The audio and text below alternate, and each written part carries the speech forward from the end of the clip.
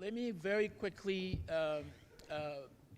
tell you that our next session, which is a closing panel, will be about attempting to answer a specific question, which is, what is the future of Africa-China cooperation, with a specific focus, of course, on industrialization and infrastructure issues. And I'm hoping that we will benefit a lot, as we've done for the other sessions as well. And this session will be chaired by Dr. Nolita Fukuza. And let me quickly introduce her. Dr. Nolita Fukuza is Senior Executive Director in the Vice Chancellor's Office at the University of Johannesburg. She previously served at the as the international representative of the Minister of Higher Education and Training at UNESCO, at the OECD, at the International Labour Organization, the European Union, as well as in Switzerland and in Germany.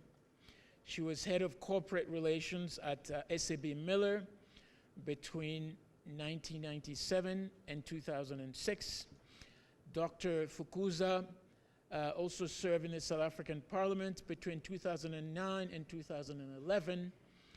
And she holds a PhD from the University of Stellenbosch in Education Policy Studies. Can I welcome Dr. Fukuza to chair this session? I think she'll probably introduce you to all the panelists who will come. Is that correct? Okay, I wish you all the best. Thank you so much. Yes. A very good afternoon to everyone. I know I'm standing between you and lunch, but a very good afternoon. Are you good? Okay, thank you. I've just come to finish what Professor Marwala, the Vice Chancellor, left off.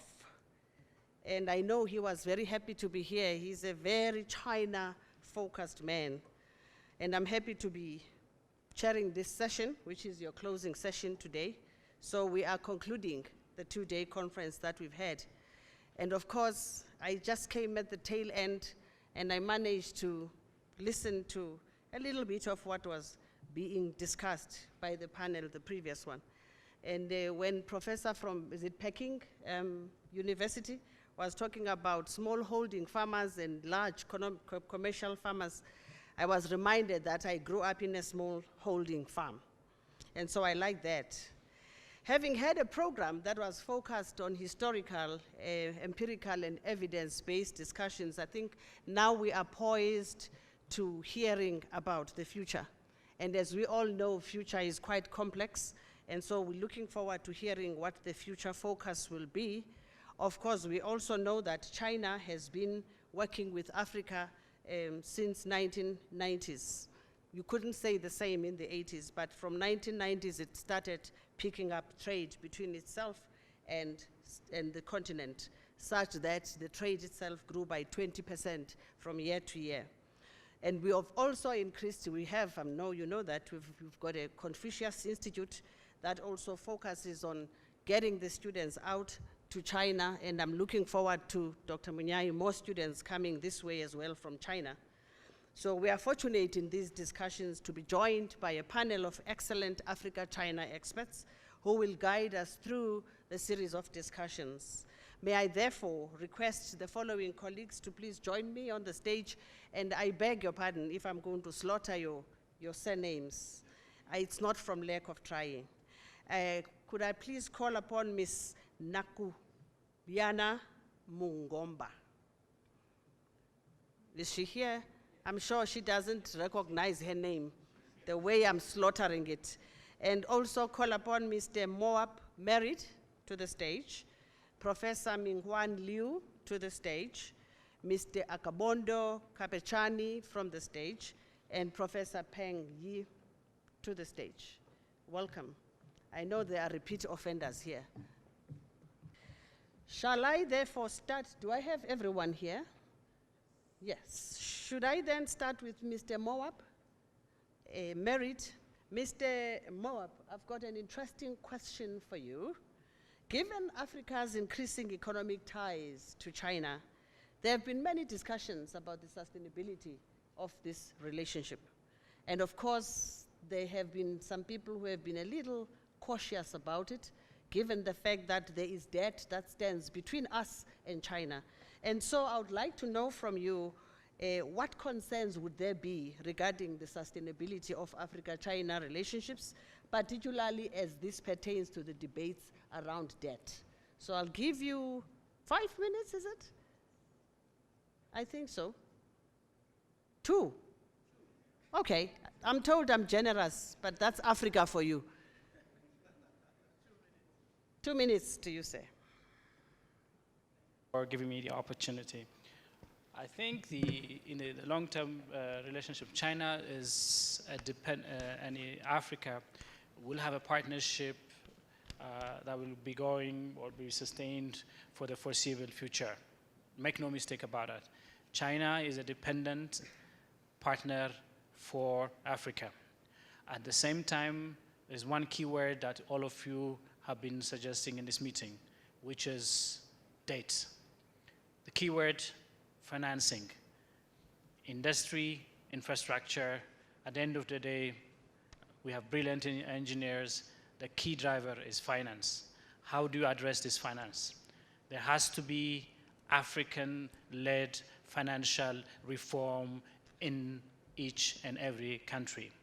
The second thing that I would like to say to you, we have to have a better trading currencies. How many of African countries are trading with yuan or renminbi as a predominant currency of exchange? We still rely on dependency of other currencies. Whether we like it or not, yuan will be a dominant currency in exchange for the foreseeable future. And we have to look inward as well, if I may conclude this. 52 years ago, my father was one of the technical experts that was present at the formation of the AU. 52 years later, we're still talking about integration of Africa. 52 years later, my friends, brothers and sisters, we only had yesterday. We don't have tomorrow. We only have today. Today is the time that we take reality into account and make that difficult decisions for moving the African continent in terms of economic development and industrialization for the foreseeable future to our next generation. And one key partner for this is China. On the critical issue about dates, I'm happy to tell you that in certain ways I was involved in the restructuring of our country's dates lately. China is not a net, considerable amount of data Ethiopia is exposed to China. But having said that, it has to be a win-win situation. How many of the Chinese countries can retrieve, or investments, can they retrieve the dividends in the case of my country, Ethiopia? There's a currency FX shortage. There has to be a reform. It has to be two-way. Have we acquired the data sustainably? Yes, we have attained the sustainably. The fact speaks for itself. Ethiopia is not a heavily indebted nation in terms of the GDP or the balance of payment in terms of, sorry, not the balance of payment, in terms of the percentage of debt compared to its GDP. So with that in mind, we need to think inward in the sense that what China has gone through in addressing the financial needs of the next developmental stages. Unless we do that, mark my word, finance will be the key issue. Finance and how we address this date, finance, how we can finance the projects that will take us to the next development of stage. Unless we do that, I think we'll have a tough challenges. Thank you. Thank you very much. Thank you, Mr. Merritt. Africa-led and better trading currency. Now I move over to Ms. Nakuyana Mungomba. I heard you at the last word, your last words, but now I would like to engage you differently and ask you the question what the role of organizations, think tanks, and academia should be in shaping this future relationship between Africa and China. Thank you very much. Okay, so I think to start answering that question, I have often felt that one of China's big challenges is putting its story out there in a manner that is consumable outside China. There's always, you hear a lot of Chinese speakers say that there's the narrative coming out of the West is not accurate. It's not reflective of what China's intentions are, what it's trying to achieve. That narrative is skewed. So I feel like in a lot of ways, one barrier that exists there is the language barrier, in terms of a lot of China's true narrative, if I may, in quotes, is being given in Chinese, which is not readily consumable in Mandarin, or which is not readily consumable by the general global population. So I feel like research institutions, think tanks, academia, whatever, they are able to create a bridge between what the narrative needs to be, what the narrative is, based on evidence, based on the facts, and communicate that to the general public. Of course, as I come from a think tank in Zambia, and we've done a few visits to China. We've tried to collaborate with other think tanks in China. And sometimes there is still the challenge of access to data, access to information. Sometimes that is not always forthcoming, and that can be a challenge in terms of presenting that story, presenting the factual narrative, the evidence-based narrative, not the narrative which is based on, you know, whatever you want to call it, fear-mongering or whatever it may be. But I feel like in certain ways we need, as think tanks and academia and researchers outside of China, we need to be on the receiving end of more support from our colleagues in China, in terms of them being ready to collaborate with us in a very genuine and honest manner, to help put their narrative forward, to help present the facts as they see them to be accurate. And essentially, I think that's the main role of what we do as researchers. We are here to present the facts. We are here to be unbiased. The picture may not always be rosy. Yes, sometimes all you do is end up confirming some of the negative narratives that may be coming out. But sometimes you're also just setting the record straight. You're giving a different perspective. And because you are being objective, that is something that people can take on more informedly and have a more informed discourse around these topics, which can tend to be very emotive in some situations. In Zambia, for example, we had a period where there were all these stories flying around about how states' assets were being taken over and whatnot, and that was not always based on fact. So it just helps people have a more factual-based discourse on the issues. Thank you. Thank you so much. I like that. And I think you are calling for ethical engagement, ethical practices between Africa and China. And I think that is very important. Access to data, of course, is an issue, and also you are talking about the language barrier, and you are also calling for support from the China colleagues in terms of what will be there. So I will reserve other things for the audience when it comes to the question time. Professor Liu, when I read the question that I'm supposed to ask you, it speaks of Made in China 2025. So I kind of looked at my dress, because most of them are made in China. But of course, I now realize that there is a plan called Made in China 2025. Can you briefly tell us about Made in China 2025? And also, can you share with us how the future of Africa-China will be impacted by the Made in China initiative? And generally, how will economic trends in China impact its relationship with Africa? Thank you. Thank you very much, Chair. Made in China 2025 was an initiative or program, government initiative and a program from current Premier Li Keqiang. The preparation for that initiative actually took place in year 2015.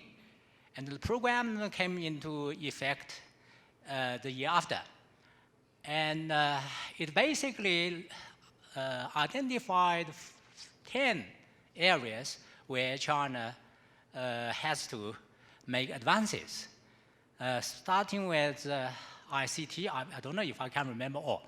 ICT, technology, artificial intelligence second, aerospace third, and then seagoing transport fourth, track transport, for example, high-speed rail fifth, and energy saving, green energy vehicles sixth, and electronic appliances industry seventh,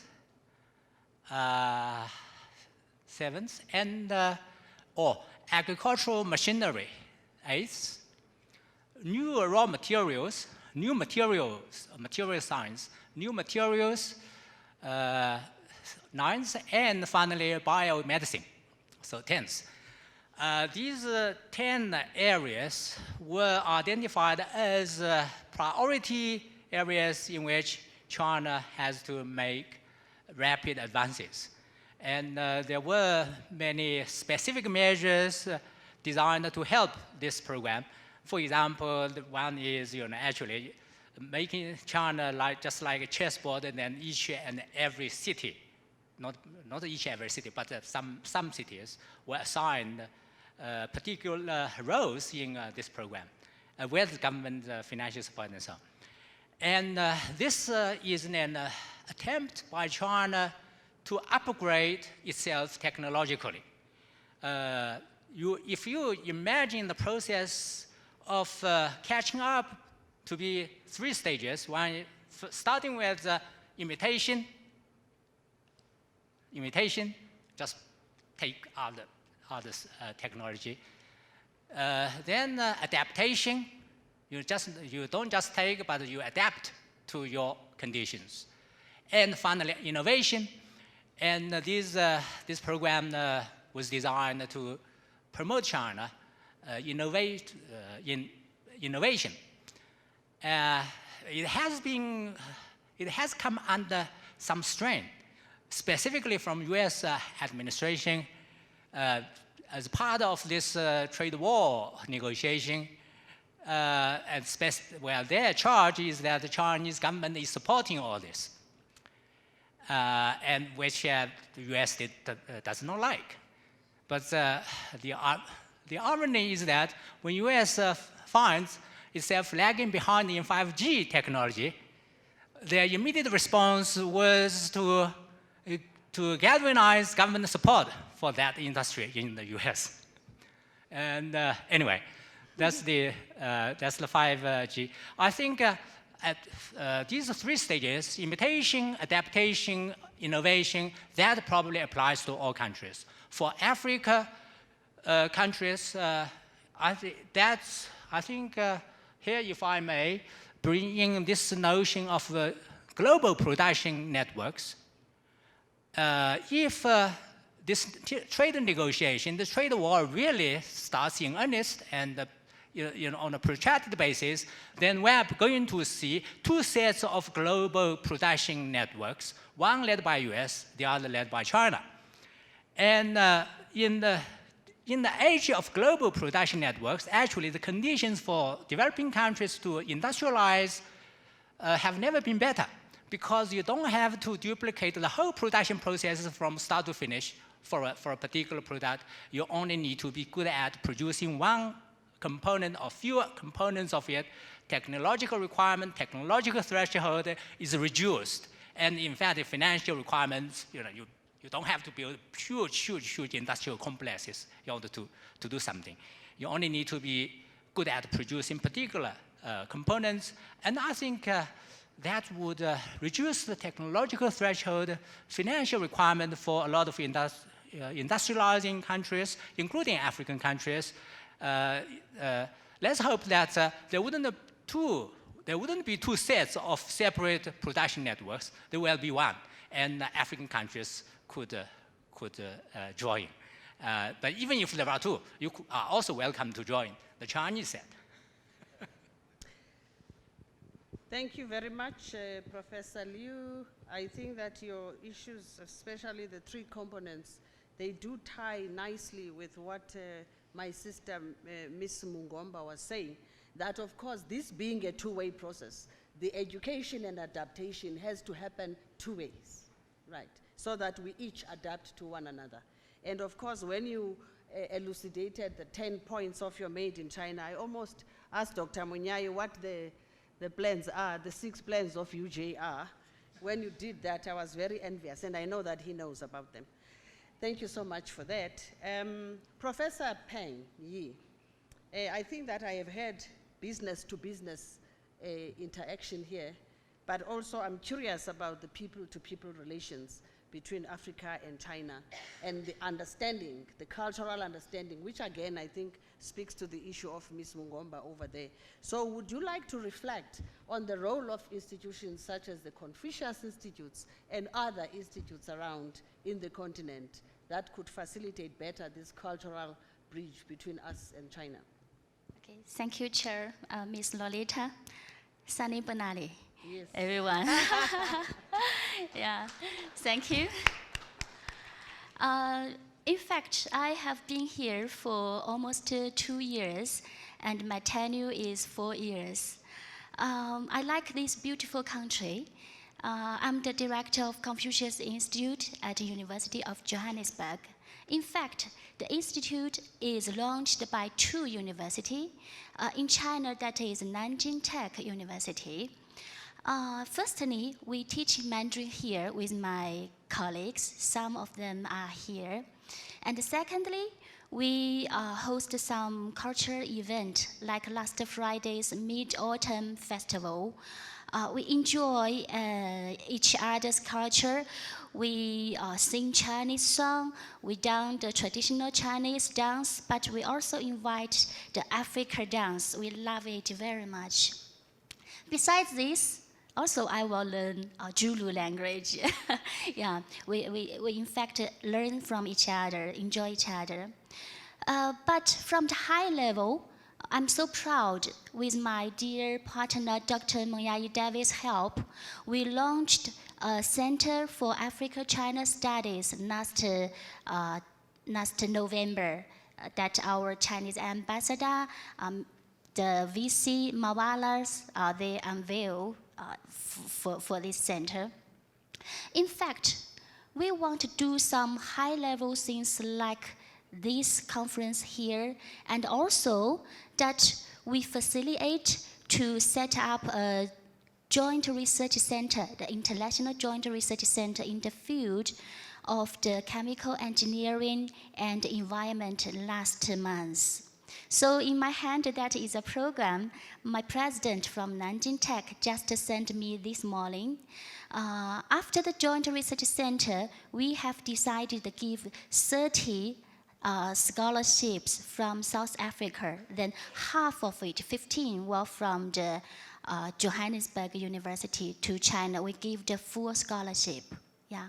So we are a bridge here to connect the South Africa and China to create more opportunity of the staff and the students study further in China, even work there.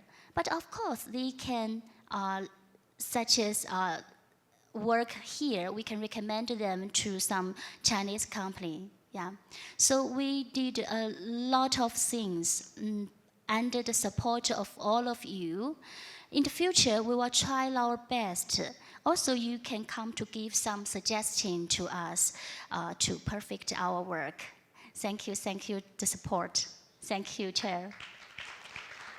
Thank you, Professor Yi. Is it in here? I don't know. Thank you very much. And I think that I know you very well. And I think maybe you deserve to be called an African Chinese, because you've been here for a long time now. 2 years is quite a long time. And I know you've managed Sanibonani. I can also say Niha, which is good. I think that you are also speaking to the issue of interaction, how we interact and how we appreciate one another's culture.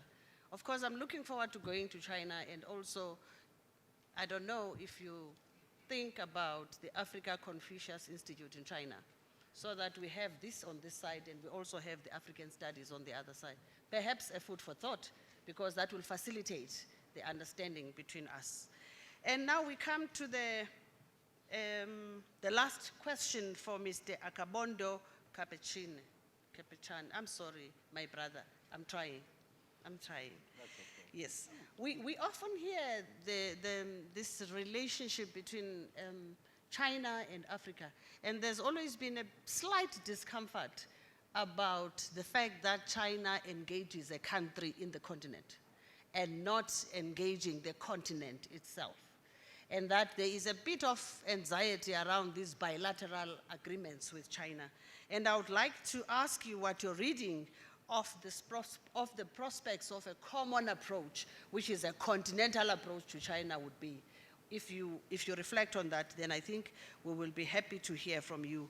And also, how do you see this playing out, this continental approach to China? For example, if you have views about the Belt and Road Initiative, that would be helpful in this discussion. Thank you so much. Right. Thank you very much. I think to start with, of course, you note that Africa suffers from a monolithic and negative conceptions based on the fact that world over people think Africa is a country when it's not. Yeah. We're talking of 54 states, different cultures, and even within the countries in Africa, we have, again, different cultures, different tribes. And so it becomes difficult, I think, to bring these together. And so when you look at our relationship with China, it's been underpinned by natural resources in exchange for infrastructure. And so we need to begin to start to separate fact from fiction and rhetoric from reality, and realize that Africa has great potential, and that it's beaming with potential which needs to be harnessed. And so when we look at initiatives such as the Belt and Road Initiative, which is a maritime Silk Road and the Silk Economic Belt, we see an initiative, I think, to try and connect China to Europe as well as Africa. We have other initiatives under FOCAC. I think when you look at the Beijing summit commitments of 2018, a staggering $60 billion towards investment in Africa, of course, which is broken down into grants, development aid, and also imports as well as FDI investments. So we have the African Union, I think, which is spearheading more or less a coordinated approach in the way that we deal with China. But of course, there are different vested interests in many different African countries. The issue of sovereignty as prescribed under international law, of course, makes it difficult for Africa engaging as one with China. So it would be important, I think, for various countries, of course, to identify the comparative advantages and begin to harness these, I think, and add value to their comparative advantages. And so for us to harness, I think, the opportunities from China, we need to deal with issues of of governance in Africa. We need to deal with political turmoil. We need to attain economic stability. And beyond that, we need to begin to rethink our industrialization strategies and begin to add value to the products that we export. When you look at the Belt and Road Initiative, we should be asking ourselves the question, what are we going to be sending to China? Africa has a very young population. I think as opposed to China, we have a much younger population. And I think this provides sufficient labor, I think, to drive industry in Africa. But question is our labor force ready? We need to look at issues to do with training so that we begin to prepare ourselves for the fourth industrial revolution. And beyond this, I think as Africans, we need to stop being crybabies. We complain about China this, China that, but what are we doing ourselves for us to fit in the equation and fit in a meaningful way, and not in an engagement where we're just seen to be selling raw products or natural resources which are undeveloped and which have less value. So we need to begin to build our education so that we can drive our industries, educate our people, and be able to engage on a one-on-one beneficial relationship with China. Thank you. Thank you very much, my brother. Thank you. And therefore, you do think that it is possible for a continental approach, notwithstanding the challenges of governance, the challenges of political and economic instability, notwithstanding the issues of sovereignty, but still, I think there's always a beginning for a continental approach. Well, there's always a beginning for a continental approach. We need the African Union to grow some teeth. Right now, African Union, I think, is not doing much, even within the African continent, that gives us sufficient confidence to say that we can engage on a one-on-one approach. Yes, thank you so much.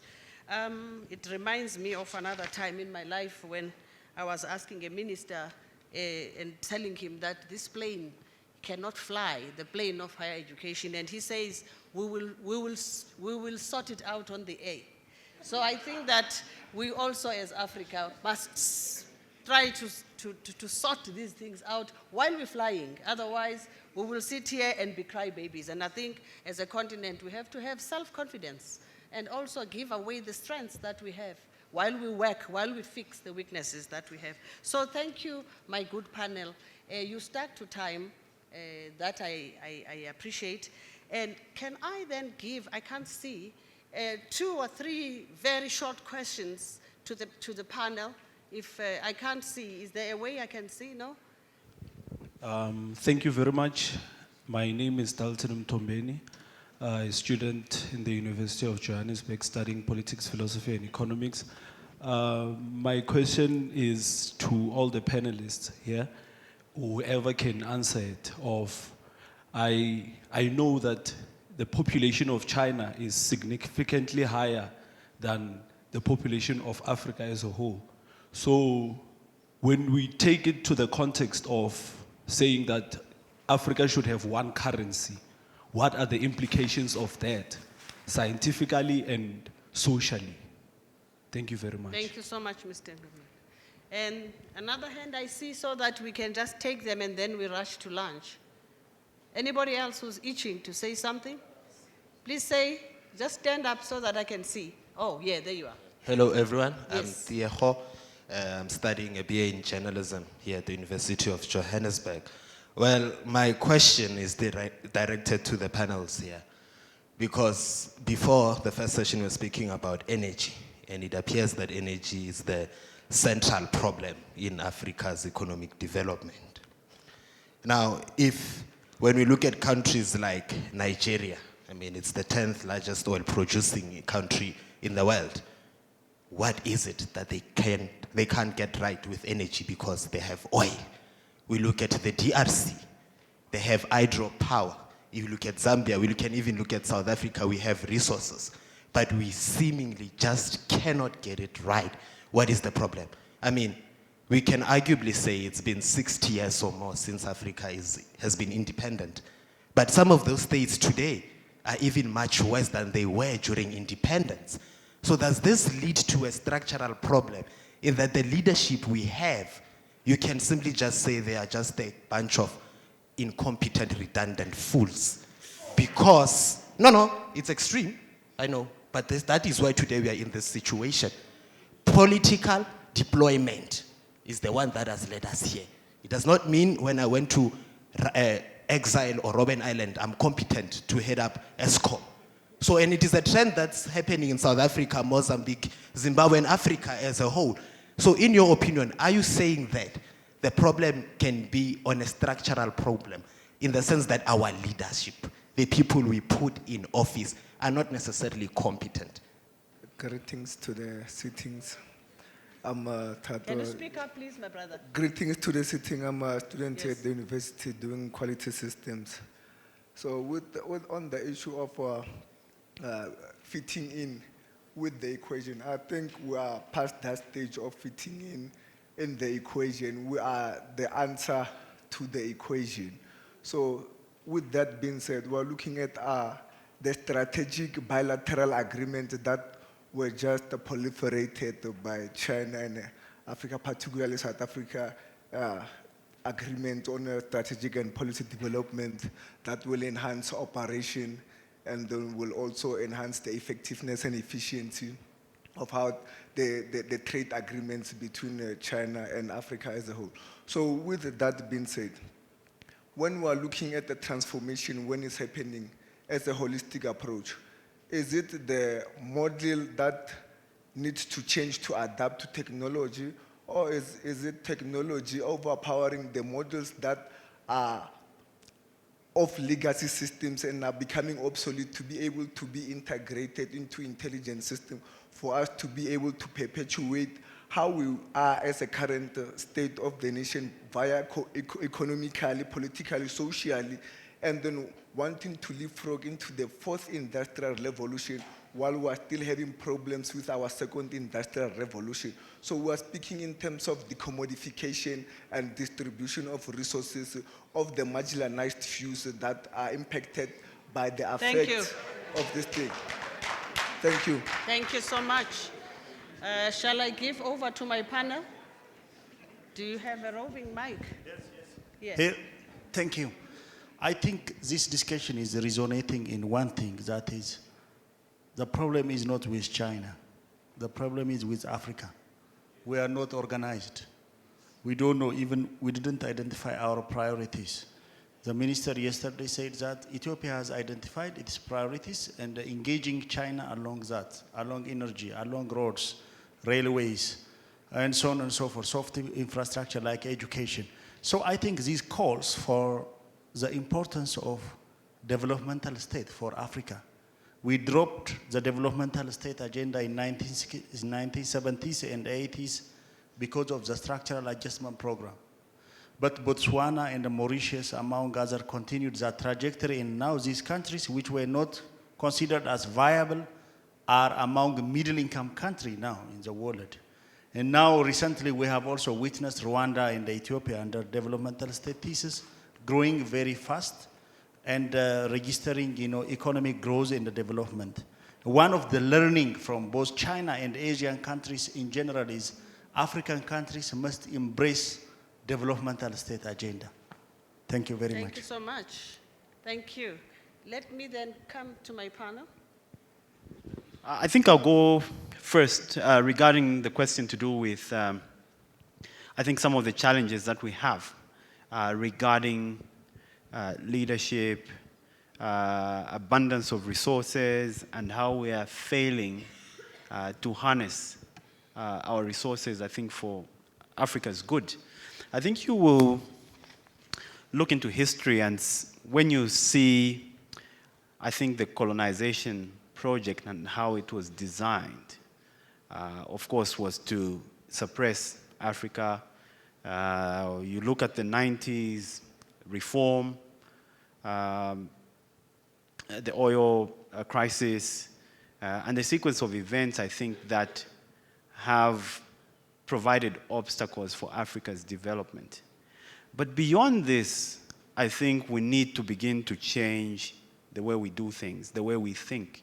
We need to begin to shape mindsets. I'm assuming he's a young man, so that's the future leadership that we have. And therefore, some of these questions that he's asked should be answered by the approach that he intends to take when he gets into leadership. We have issues to do with weak institutions, structural deficiencies. I think that needs to be corrected. One big problem that is widespread in Africa is the issue to do with corruption. Corruption, poor leadership.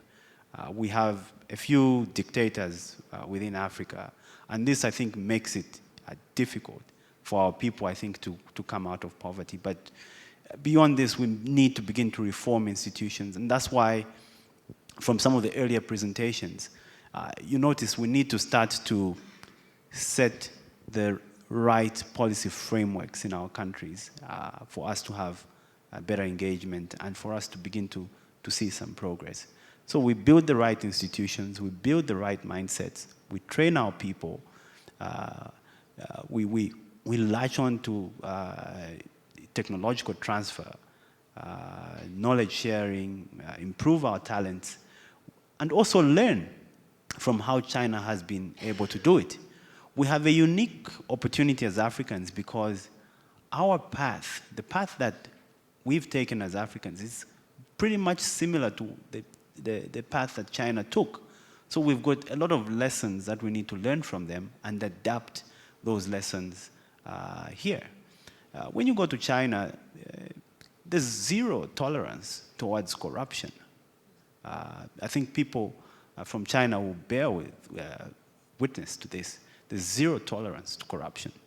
So why can't we have the same thing in Africa so that we can begin to see benefits for African people?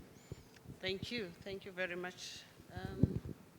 Do you want to say something quickly? Okay. Yes, I think I'll take the question. There was a question on can Africa achieve a single currency? I think that was the thrust of the question, even though it started with a comment on the population of Africa not being equal to that of China, which I think I stand to be corrected, but I think we're pretty close. There's over 1 billion people in Africa, and there's over 1 billion people in China.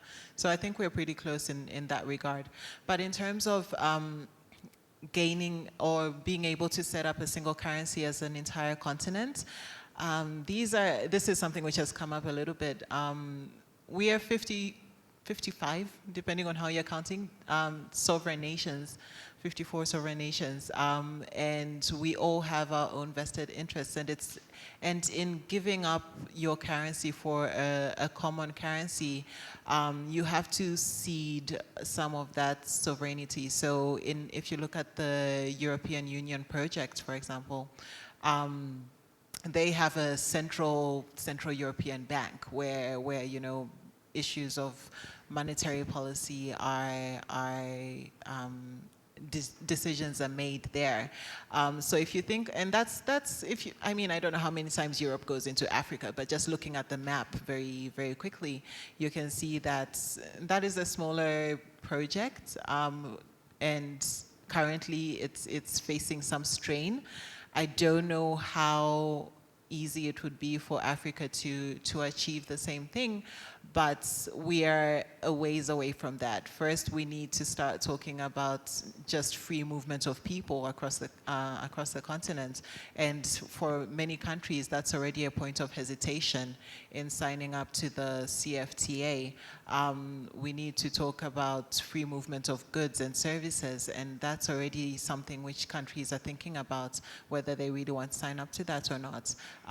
And before we can even get to the point of talking about a common currency across the continent. Thank you. Thank you so much, Ms. Mungomba. Yes.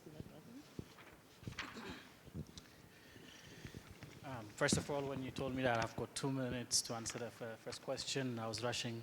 So I would like to add a few words in terms of the future cooperation of China and Africa.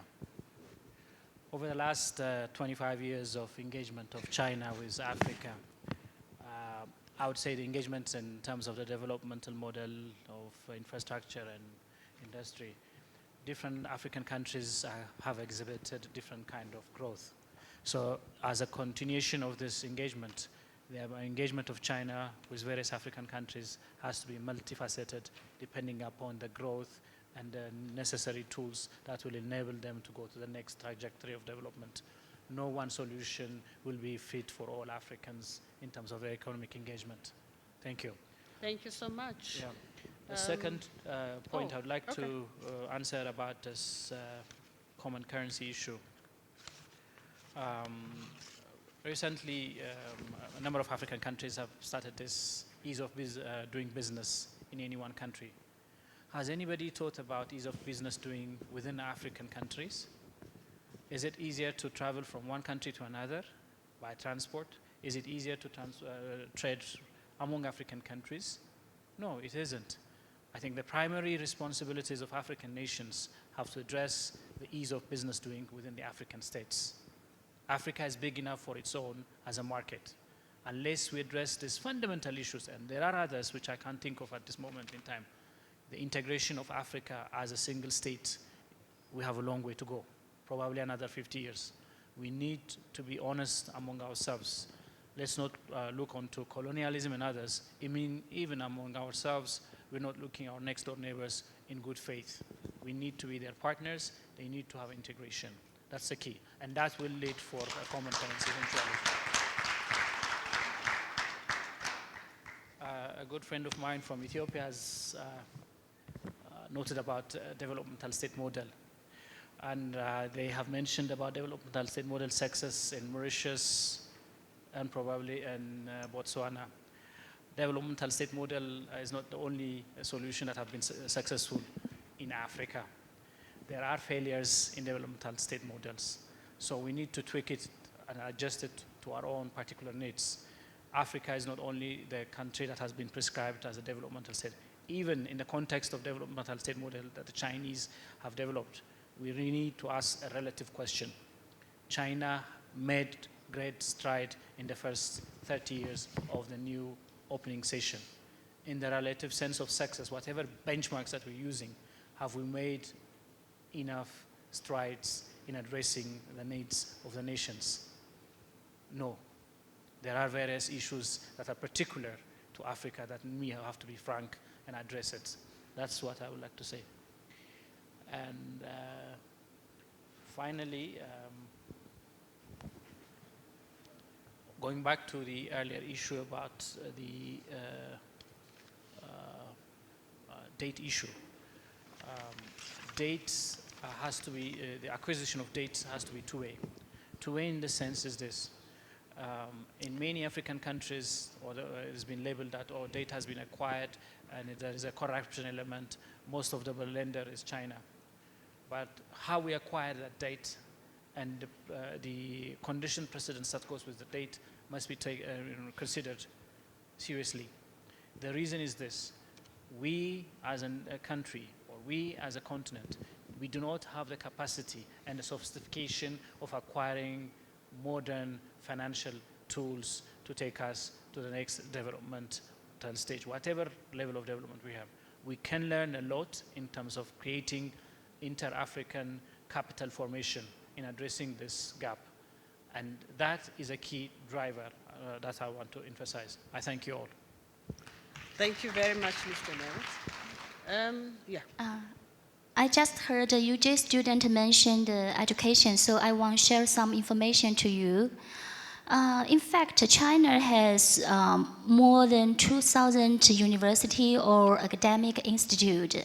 Some of the rank very, very front of the list, although there are so many different criteria, like the Prof. Liu from Beijing University ranked almost 20 in the world's university. And like my Nanjing Tech University, although the comprehensive ranks is not so good, but I just now introduced the chemical engineering ranks the 70 70 in the world. Yeah. So I want you can make full use of this resource. Since our President Xi Jinping visited Johannesburg last July, he announced that we will add to 17,000 scholarship, the Chinese government scholarship to Africa. Yeah, and continuously these 2 years, I'm invited by the South Africa's Higher Education Department to be the examiner, interviewee for the students from South Africa to China. But I'm so disappointed I don't see the students from Johannesburg University, or else I will give high score. Joking, yeah. Thank you. Yeah, definitely. I'm staff of here, but I will have a very, how to say, almost the fair you can see outside. Yeah. In fact, from my experience here for 2 years, South Africa students have talent, especially in the language. A student only learn Mandarin for 5 months, then they get the first prize in the whole South Africa's Chinese bridge competition and delegate South Africa to China. I'm proud. And our Confucius Institute, in fact, have so many resources. Last month, I recommended a UJ student to Washington to participate in the International Youth the Peace Conference. Yeah. So I encourage all the UJ students, even UJ staff, you can come to our Confucius Institute to learn Mandarin, and I will try our best to recommend you to China, even to the world, some other scholarships. Yeah. I have confident and proud of you, all of you. Thank you. Thank you. It's customary for Africa to allow the guest the last word. Right. I didn't actually catch all the questions, but I catch some of the questions, and maybe I just address 1 or 2 points here. That's about the African integration. Now, if you, God forbid, if China were to be broken into a dozen states, what do you think would have happened? Would China be as strong as it now presents itself on the world stage? Absolutely not. This says that staying together is actually very, very, very important. So I'm all for some regional agreements, trade agreements, etc., even to the point of integration, some level of integration for Africa. Africa together has over 1 billion people. You could make yourself a hugely important and strong regional bloc. And that matters when in your dealings, in your economic dealings, political dealings with other entities, and including China for that matter. So it's extremely important. There has been recently there has been a move in that direction, and I'm happy about that. In any short-term agreement, there would be short-term losers and winners. The important thing is that in the long run, even the short-term losers would be winners. But having said that, it's also important for governments to make to make compensations as much as possible for short-term losers. Maybe I'll end my Thank you. my last word on that. Thank you, Professor Mbio. So thank you very much to my panel, and also thank you to the contributors. And now I'm going to quickly give over to Dr. David Munyai, is it? To give a vote of thanks, and then to wish you well. Good afternoon, ladies and gentlemen. Good afternoon. Good afternoon. I'm so happy to see a huge number of our students here with us. These kind of seminars are student-centered. One of the view that our center and Baso will attest to this, is that we strongly believe that seminars, conferences, if you look at them, they tend to take place in very expensive hotels, far away from centers of and institutions of higher learning. That disrupt the ability of policymakers, business people, and students to discuss and share ideas. Most students during my days never had the opportunity to interact with some of the outstanding scholars that you had in the yesterday and today. I think you see quite outstanding students with us. You are, as a student, able to have access and learn more. As a student, I learn more outside the class. So you understand fully methodological issues and the like. So this was the spirit of our center, to center this seminar within the university setting, to allow students to interact, to speak freely, evidence-based, to really push our students that it is quite critical to follow general information that is out there in the media, and to have one thing in mind, that what is written in the newspaper or what you hear on radio, on television, does not necessarily mean it's true. You have to dig and have something that is evidence-based, and this is a golden opportunity for us to do so. There's quite a lot of issues out there, good and bad, and I think our task as students, staff, and general members of civil society is to really challenge us to do more than just consume without interrogating. Who is asking the question? What is the purpose of these statements?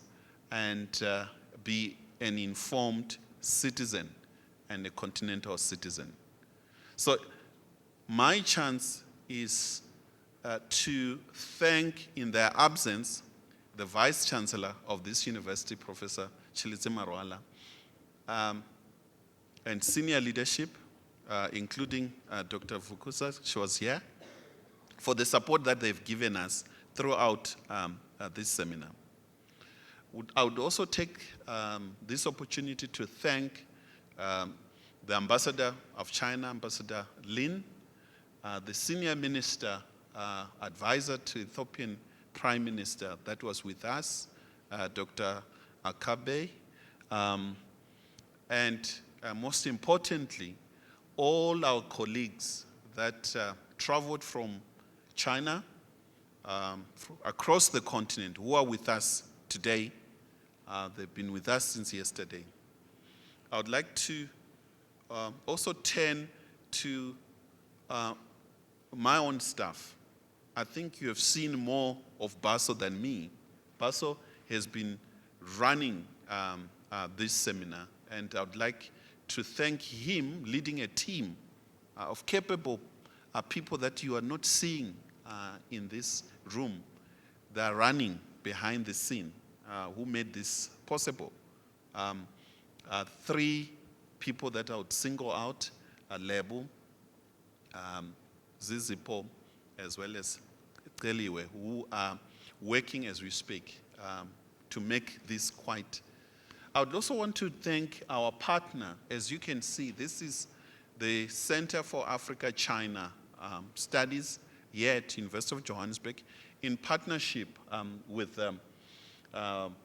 our strategic partner, which is the exchange program as part of the China-Africa Forum. I think we did this jointly as part of the Africa-China Forum. We have security behind making sure that everything runs smoothly. We have catering that has been, I think, the breakfast you had, the lunch you have. Quite a number of other people who, behind the scene, have been working so hard for this seminar to be so successful. Good afternoon, ladies and gentlemen, and thank you, Dr. Munyai. Of course, Dr. Munyai can thank everybody else, but he cannot thank himself. And I think at this moment, we would also like to thank Dr. Munyai, along with Professor Peng, for their leadership.